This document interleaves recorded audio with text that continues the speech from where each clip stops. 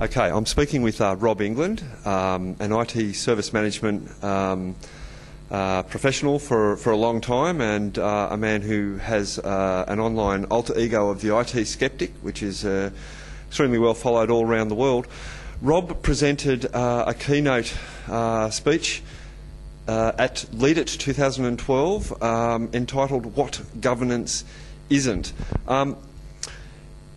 It's an interesting way to talk about governance, defining what it isn't, because it is a word that has been confused and misrepresented a lot in IT. So start by telling me what your idea was in making a presentation called "What Governance Isn't," and well, I guess, what isn't governance? So there's an old saying that if you want to carve an elephant, you start with a piece of rock and you take away everything that's not elephant, and you will have carved an elephant. And so what that's saying is that a very good way of defining something is to actually define all the things that it isn't and narrow that down to what's left. So when I did the presentation, I did actually work through some of the definitions of governance, but then the primary focus of the presentation was to talk about some of the things it's not, to make it really clear, sort of the false assumptions out there about what governance might be, because governance has become a much diluted and abused word in IT, where it's starting to be slapped on all sorts of things that it isn't. So the primary purpose of the presentation was to try and stop some of that bad behaviour, some of that what I call terminological debasement, ruining the word, you know. So yeah, some of the things that governance isn't are management.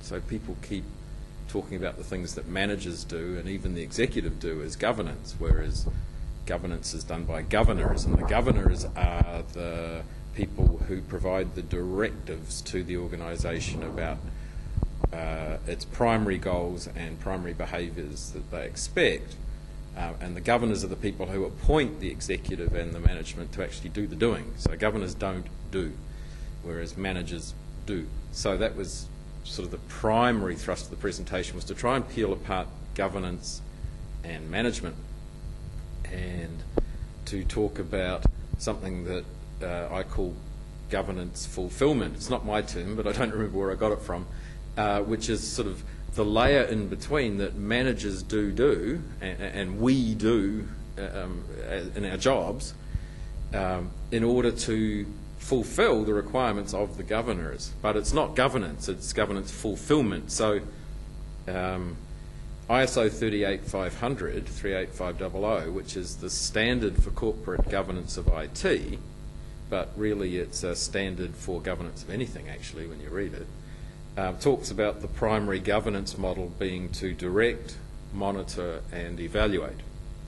So just like we have plan, do, check, act as our primary model for how we function when we're executing, direct, monitor, evaluate is the primary model for how a governor governs. So they direct us, they tell us what to do, they monitor us to ensure we're doing it, and they evaluate us on our plans and our proposals and our decisions that we escalate to them and our overall performance, and they evaluate the external environment. They evaluate lots of stuff to help them to redirect. So governance fulfillment, that middle layer, you've got governance at the top, management and execution at the bottom. In between, governance fulfillment is an area that's often mislabeled as governance, but it's not. It's what we do to be directed, and it's what we do to provide data so we can be monitored, and it's what we do to submit stuff up to be evaluated.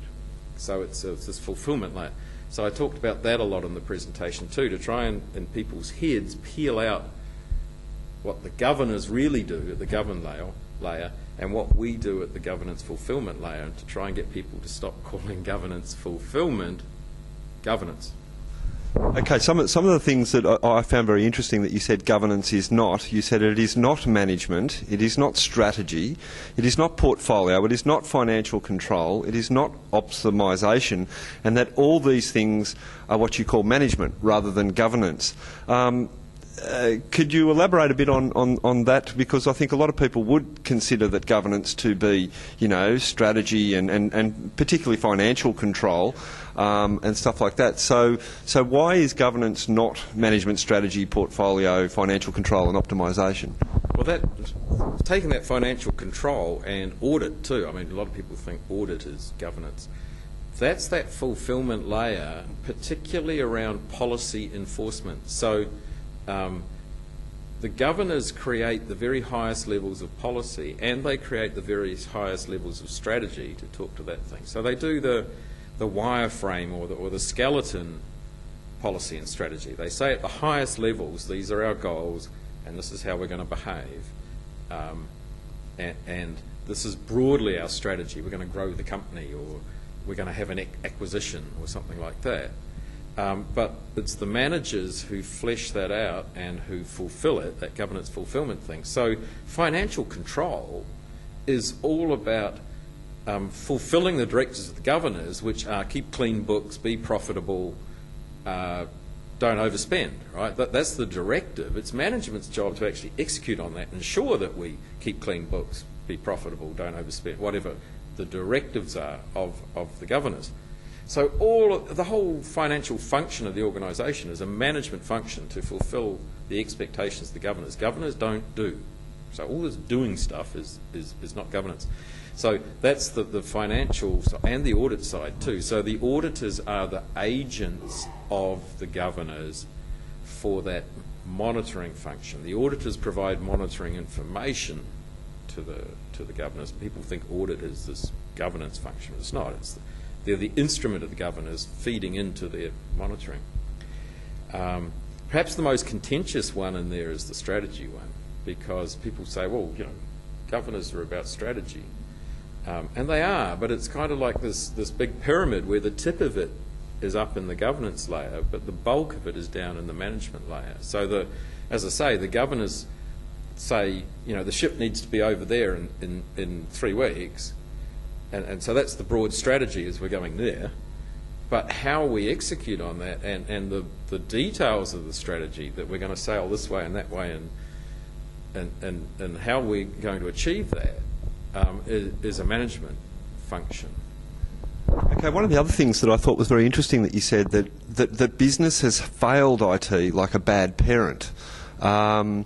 What is your thinking with that sort of statement?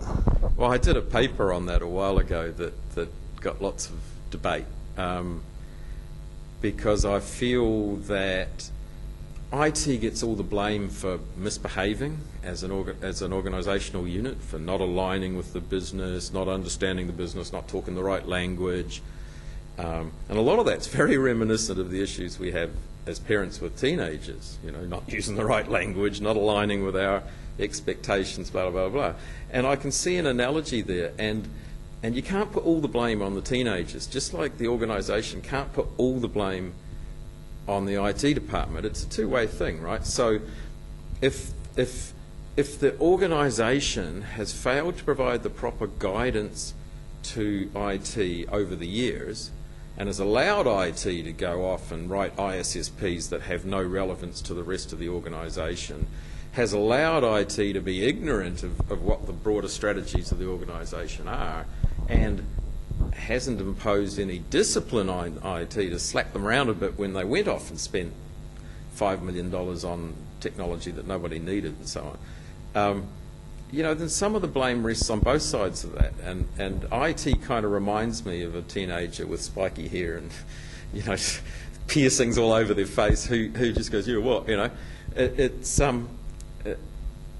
a two-way thing, and I think the whole ISO 38500 thing, Sarbanes-Oxley, COBIT 5 now, is putting the message out that the ultimate accountability for IT is not in IT.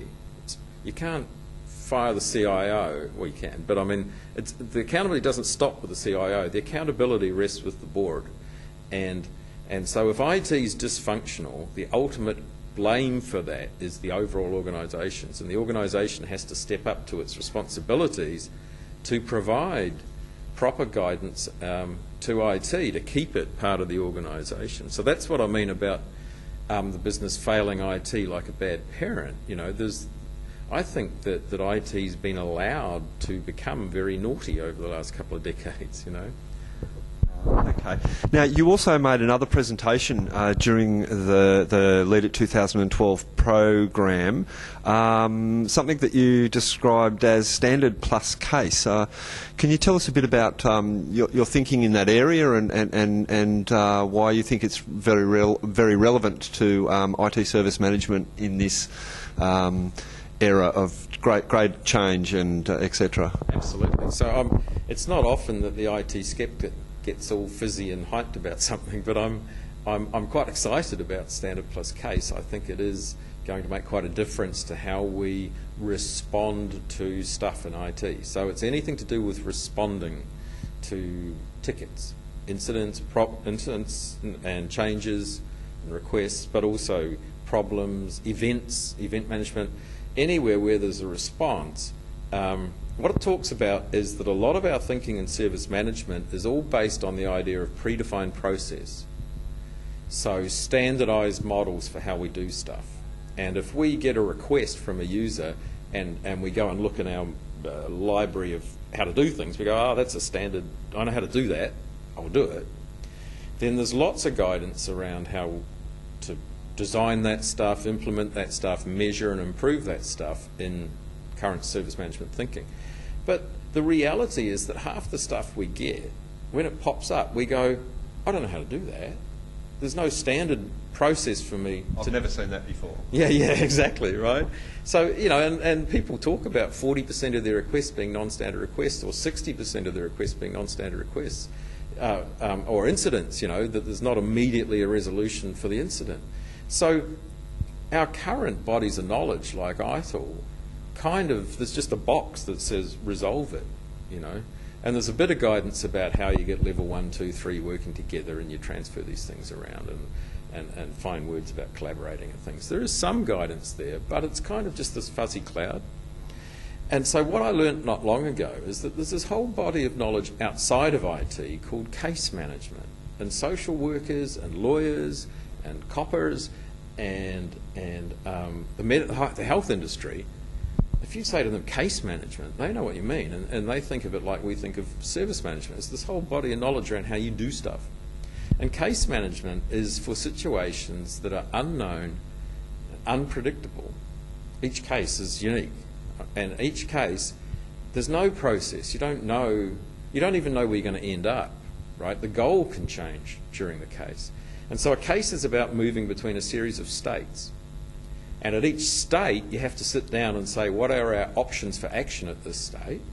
Choose an action, and then what are our resources that we can assemble, like Lego blocks, to execute on this action and try and get to another state. And then you get to that state, and there are external stuff that come in. You learn something new, you know, something that happens externally, and suddenly all bets are off. And so an analogy is like, you know, the police turn up because there's a body, and they go, looks like a suicide, get the coroner, and then they're halfway through examining the crime scene and they discover some piece of evidence that suggests that maybe it's a murder.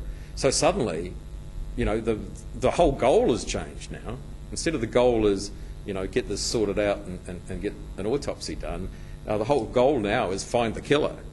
And so the actual objective of the thing has changed, and a whole new series of states that you see. So that's the kind of situation that we quite often find ourselves in IT, where somebody rings up with an incident and we think we're dealing with X and we have no predefined way of doing that, and then suddenly we're halfway through dealing it and we discover that it's something utterly different again, and so the whole goal is that it's not something wrong with the desktop, it's actually a server problem and we need different people and we're going to have to try, you know.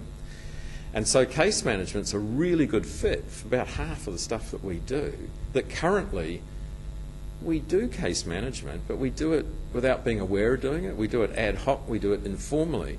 And we've got this whole body of knowledge, as I say, that we could draw on to teach us how to do it better, how to formalise the fact that we're dealing with a case, and how to be more efficient and more effective at resolving them, so that you know, at the moment, the service desks get beat up. Why you guys got all these long-running incidents? What's wrong with you people? You know, your standard models are deficient because they're not covering all these, and they're criticised for that because there isn't this understanding that they're dealing with cases. They're dealing with unpredictable things that behave that way.